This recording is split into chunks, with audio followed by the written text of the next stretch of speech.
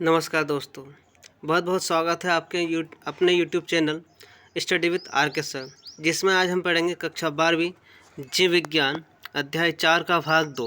इस वीडियो में हम देखेंगे कि किस प्रकार से परीक्षाओं के लिए बोर्ड परीक्षा में कौन कौन से प्रश्न आते हैं, किस प्रकार से इस अध्याय में से प्रश्न बनते हैं, वो अति महत्वपूर्ण प्रश्न आज वो समझेंगे। तो पहला प्रश्न है गिफ्ट। गिफ्ट क्या होता है? पहले इसका खालिस्तान, वस्तुनिष्ठ या सही जोड़े में भी आ सकता है। तो गिफ्ट या इसका फुल फॉर्म क्या होता है, ये भी पूछा जा सकता है। तो इसका फुल फॉर्म है गमीट इंट्रा फेलोपियन ट्रांसफर। तो ये होता क्या है? यहाँ एक गर्भ निरोधन आधुनिक तकनीक है। इस तकनीक में शुक्राणु कैथेटर में संग्रहित कर लिया जाता है। शुक्राणु को संग्रहित करके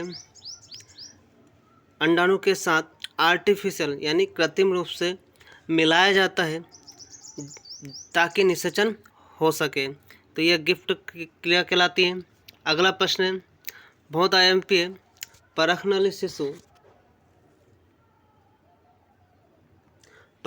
शिशु कैसे प्राप्त किए जा सकते हैं, या टेस्ट ट्यूब बेबी किसे कहते हैं? दूसरे शब्दों में यह 2019 में आ चुका है। जब स्त्रियां जब गर्भधारण करने योग्य नहीं होती है, उस स्थिति में परखनली शिशु तकनीक का उपयोग किया जाता है। स्त्रियों के अनिश्चित अंडाणु को एंटीसेप्टिक स्थिति में, मतलब स्त्रियों में से अंडाणु निकाल कर परखनली में ले लेते हैं। और उस परखनली मतलब एक कांच की इस प्रकार से बनी होती है। ये इस प्रकार से टेस्ट ट्यूब होती है। इसमें अंडाणु ले लेते हैं और कृत्रिम रूप से शुक्राणु मिलाते हैं और फिर निषेचन कराया जाता है। फिर 32 कोशिकीय धीरे धीरे यहाँ विकसित होकर 32 कोशिकीय अवस्था वाला भ्रूण बनता है, जिसे ब्लास्टोसिस एमपी है कि ब्लास्टोसिस किसे कहते हैं? 32 कोशिकीय भ्रूण ब्लास्टोसिस कहलाता है। और इसे 32 कोशिकीय भ्रूण को वापस स्त्रियों में डाल देते हैं, रोपण कर दिया जाता है, जो बाकी बाद में भ्रूण विकास होकर शिशु बन जाता है, जिसे टेस्ट ट्यूब बेबी कहते हैं। चलिए आगे बढ़ते हैं अगला क्वेश्चन की ओर।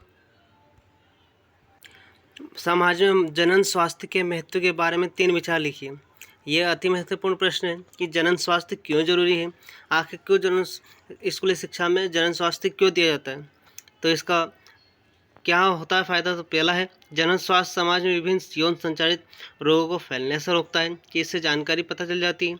अच्छे जनन स्वास्थ्य वाले लोग अच्छी संतति उत्पन्न करते हैं, जिसकी उत्तरदायिता भी बेहतर होती है। बीमारियां या आनुवंशिक बीमारी इससे पता चल जाती है। बेहतर यौन शिक्षा एवं जागरूकता न केवल जनसंख्या के संपोषण में सहायक होती है, अपितु जनसंख्या विस्फोट रोकने का भी कार्य करती है। तो इसके 3 महत्वपूर्ण कार्य थे। जनन स्वास्थ्य अनचाहे और किशोर गर्भावस्था से बचाती है। अगला प्रश्न है बहुत आईएमपी है, जनसंख्या विस्फोट के 3 कारण लिखिए। कि क्या कारण है कि जनसंख्या विस्फोट होता है? तो जनसंख्या तो आप समझते हैं कि एक निश्चित एरिया या एक निश्चित जगह पर रहने वाले लोगों की संख्या को जनसंख्या कहते हैं। विस्फोट यानी उसमें अत्यधिक वृद्धि होना, तो जनसंख्या विस्फोट कहलाता है। जनसंख्या विस्फोट के 3 प्रमुख कारण निम्नलिखित हैं। जन्म दर में विस्फोट, यानी अत्यधिक वृद्धि एक वर्ष में जन्म लेने वालों की संख्या होती है। मृत्यु दर में कमी, प्रजनन दर का उच्च होना, कम उम्र में विवाह तथा कम उम्र में ही जनन की दृष्टि से परिपक्व होना, निम्न सामाजिक स्तर, निरक्षरता तथा सामाजिक कुरीतियाँ तथा अंधविश्वासों को मानना। तो ये इस प्रकार से जनसंख्या विस्फोट के कारण हो सकते हैं। ट्यूबोक्टोमी एवं वैसेक्टोमी को स्पष्ट कीजिए। कि ये 2 ट्यूबोक्टोमी वैसेक्टोमी ये एक प्रकार की नसबंदी है कि किस प्रकार से जनसंख्या को नियंत्रण किया जा सकता है। तो पहला है ट्यूबोक्टोमी, इसको महिला नसबंदी भी कहा जाता है। इसमें स्त्री के अंडोवाहिनी को काटकर बांध दिया जाता है, जिससे अंडाणु गर्भाशय में नहीं आ पाते और निषेचित नहीं हो पाते, तो इसे ट्यूबोक्टोमी कहा जाता है। वैसेक्टोमी यह एक पुरुष नसबंदी है, यहाँ भी परिवार नियोजन के लिए अपनाई जाने वाली एक विधि है जो पुरुष में द्वारा अपनाई जाती है। इस सर्जरी द्वारा पुरुष की शुक्राणु नलिका को काटकर बांध दिया जाता है, जिससे शुक्राणु स्खलन यानी शुक्राणु समय पर नहीं निकल पाते और निषेचन नहीं हो पाता। यह क्रिया वैक्सेक्टोमी कहलाती है। एमनियोसेंटेसिस क्या है, इसका महत्व लिखिए। एमनियोसेंटेसिस एक प्रकार की क्या भ्रूण परीक्षण तकनीक है। इसमें सर्जिकल हुई सुई द्वारा मादा के गर्भाशय से एमनियोटिक द्रव यानी उस समय जो गर्भावस्था रहती थी उस समय से एमनियोटिक द्रव निकालकर बाहर निकाला जाता है और उससे उपस्थित फोएटस कोशिका का संवर्धन किया जाता है।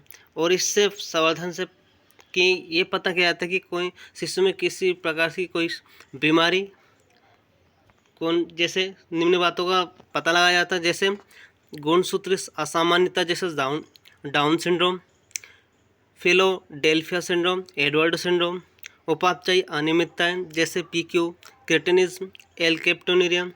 लिंग भ्रूण परीक्षण में इसका उपयोग किया जाता है। तो इससे लिंग का भी पता किया जा सकता है। गुणसूत्रीय अनियमितता तो नहीं है, कोई किसी प्रकार की आनुवंशिक बीमारी तो नहीं है। चलिए, ये थे अध्याय 4 के महत्वपूर्ण प्रश्न। ये इसी प्रकार से यही प्रश्न बोर्ड परीक्षा में आते हैं घुमा फिरा के। धन्यवाद। मेरे चैनल को लाइक एंड सब्सक्राइब जरूर करें।